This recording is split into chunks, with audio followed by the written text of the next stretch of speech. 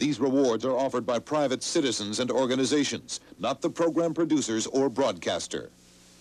Each reward carries specific conditions which must be met before the reward can be collected. This program contains interviews with some of the actual people involved and uses recreations to dramatize the events.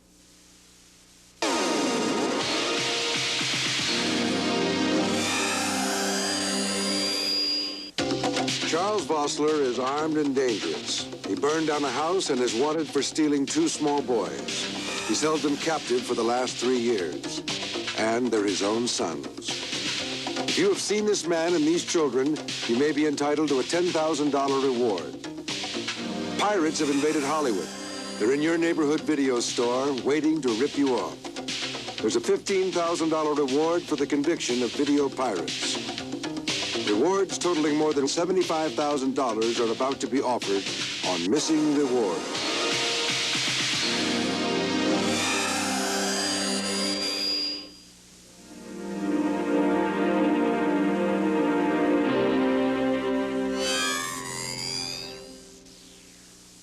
A reward can be a tantalizing incentive to look through your attic, your storeroom, or even your mind for something of value to someone else.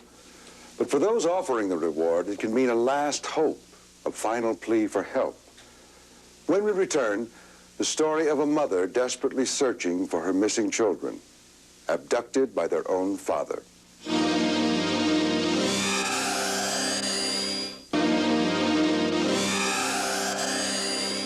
The bond between parent and child is perhaps the strongest, purest kind of love. But for Charles Vosseler, his love for his children and his need for revenge have become horribly distorted. In 1986, he kidnapped his own children and keeps them in hiding to this day. Every time we discuss this, the same answer comes up every time. We do discuss it. Listen, don't talk to me when I talk to you. You understand that?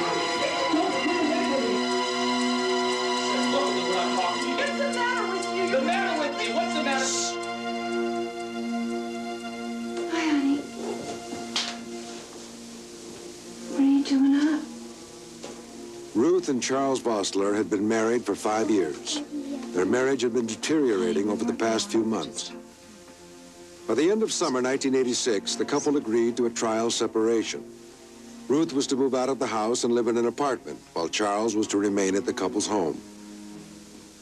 Both would have equal time with the children until a final settlement could be reached. Just shortly before I left, Charlie was almost completely out of communication. He was not even coming home most days.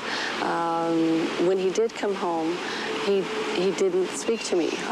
His need to be the decision maker was absolute, to the point where he didn't even need to make the appearance of consulting my opinion anymore. He would simply decide. Charlie announced that he had filed for divorce without consulting me at all. It was quite a shock. But his issue in the divorce didn't seem to be the custody of the children. He seemed to be much more concerned about assets, who had what possession, who had access to whose income. What started off as simply a divorce soon turned into a nightmare for Ruth Vosseler. On October 9th, Charlie picked up the boys from my babysitter for an intended visit. He was to return them on Saturday. Hi, CJ. Wasn't sure when you were coming, so I didn't get their stuff together yet. That's all right. So. I'm only going to keep them for a couple of days. I can do that myself. Mrs. Vosseler would like to know when you're going to bring them back. Oh, I don't know. Maybe Saturday, but I'll call her tomorrow. Okay. And you can leave anytime you want. All right. Okay?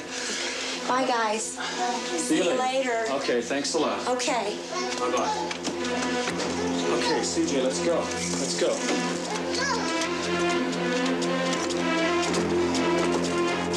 4 days before the initial divorce hearing, Charles set into motion an elaborate plan to leave the state and take the children with him. Ruth would later find out that Charles had managed to remove all photographs of the children and other documents, such as letters, Christmas, and birthday cards. CJ, I haven't got time. Go get your stuff packed like I told you to.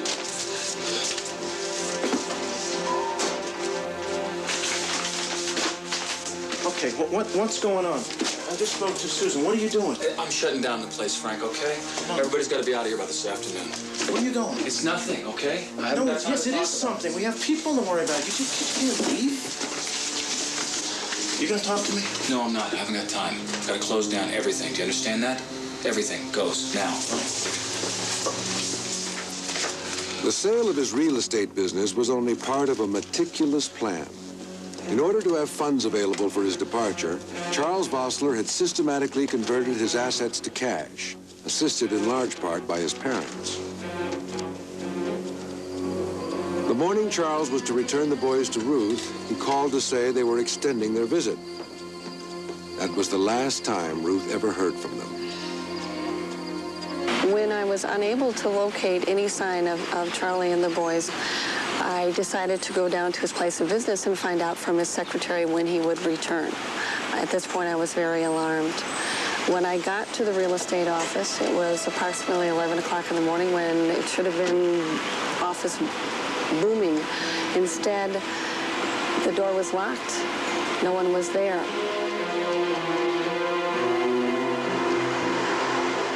Details of how well and how long Charles had planned the abduction began to emerge. Charles had systematically removed Ruth's name from all credit cards, accounts, and property holdings during the course of their marriage. He had bought and sold several pieces of property without her knowledge.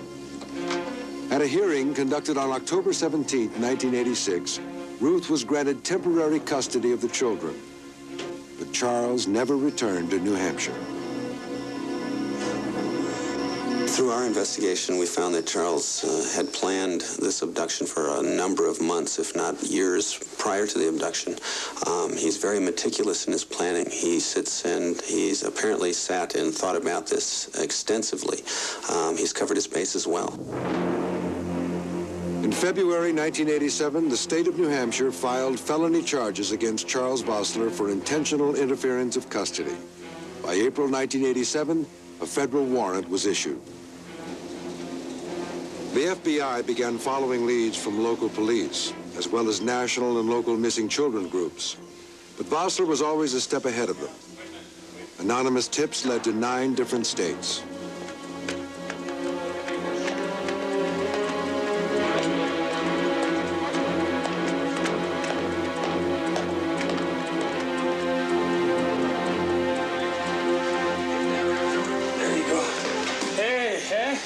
It's gonna be okay, huh? It's gonna be great. It's gonna be great. What distinguishes this case from the other cases that we work is the fact that Charles has access to money, which is making his life as a fugitive much easier. He can afford to buy things and keep himself in clothes and stuff a lot easier than most of the cases that we work. In the summer of 1987, Ruth's father made a desperate attempt to reach the man who had abducted his grandchildren. My father, who was not well, had had 2 previous heart attacks, was diagnosed with terminal cancer. He was very concerned about his missing grandchildren, that he would not know of their safe return by the time that he died. He contacted the local media and asked them to do a story wherein he talked to Charlie and asked him to have the children contact him. Yeah, I got a lot of hope for them. That they'll be brought back, but I probably won't be here. That plea was carried both locally and nationally. Charlie never responded, and my father died a short time after that. Ruth Vosseler has just 13 seconds to help find her children. 13 seconds of videotape of her 2 kids, Charles and Billy. The videotape was taken by a friend at a picnic 2 years ago, just before Ruth's husband Charles abducted the couple's children and disappeared. When he left, Charles Vosseler took all the couple's money and recent photographs. That has made it difficult for Ruth to track him down, and it has left her with a few baby pictures and a videotape as the only mementos of her children. Charles Vosseler had always been attracted to country life, and his tracks led investigators through many rural areas. He was also reported to be armed, and leading a survivalist existence, keeping his children at home and refusing to send them to school. On August 8, 1988, an anonymous caller later identified Charles as living in Stillwell, Oklahoma, under the alias of Charles Wilson. Ruth was notified by Child Find of America that someone had recognized CJ, her oldest son, from a missing child poster. Our office received an anonymous complaint that 2 children had been seen here in Adair County that had been reported missing. I think maybe a poster with one of the children's pictures on it or something had been seen. At that time, we called the proper authorities, probably the sheriff's office and the police station here. The FBI was notified. I was told that I needed to make preparations to pick up my children within 24 hours. That did not happen. After 8 very long, agonizing days, I found out that Charlie somehow had been tipped off.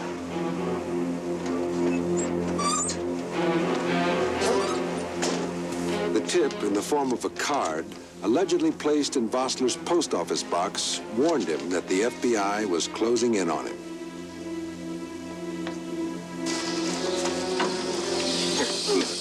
Jump up there. Get on it. Get up.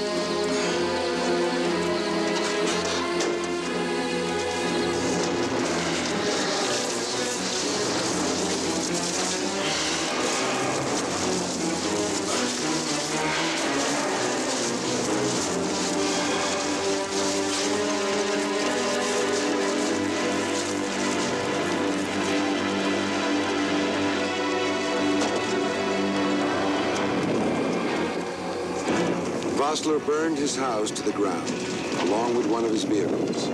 The fire destroyed any evidence that might have helped investigators in tracking him down. Charles disappeared with the children during the month of August 1988. Charles Vosseler is still at large. Whereabouts of the 2 children and their abductor is unknown. My children have lived for 3 years on the run. It's time for it to stop. It's time for them to come home. Look carefully at the pictures of Charles Vosseler and his children again. This is the first time they've been shown on national television. And remember, these pictures were taken 3 years ago. If you've seen these people, please call our 24-hour hotline. And be advised, police believe Vosseler is armed and dangerous. The people offering rewards in the stories you've just seen are counting on you to come forward. If you have information, or if you're interested in obtaining a booklet about additional rewards, call our 24-hour hotline, 1-900-860-0860. Please take another look at Charles Vosseler and his children, CJ and Billy. Remember, these pictures are 3 years old. There is a $10,000 reward for information leading to the safe return of the children to their mother. If you think you've rented a pirated video, report it. Your information could lead to the conviction of a video pirate and a $15,000 reward. And Kachina dolls like these may be worth as much as $10,000 each. I'm Stacy Keach. Join me next week for another episode of Missing Reward. See you then. Lodging for Missing Reward provided by the Chesterfield, offering superlative accommodations in Century City, Beverly Hills, distinctive rooms and impeccable service. The Chesterfield.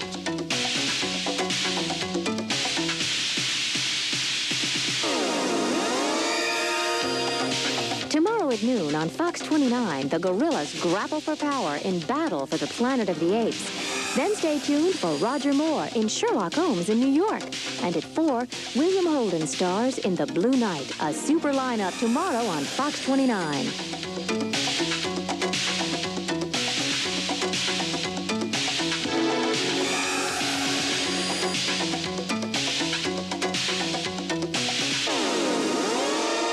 It's a bona fide hit, says the New York Post.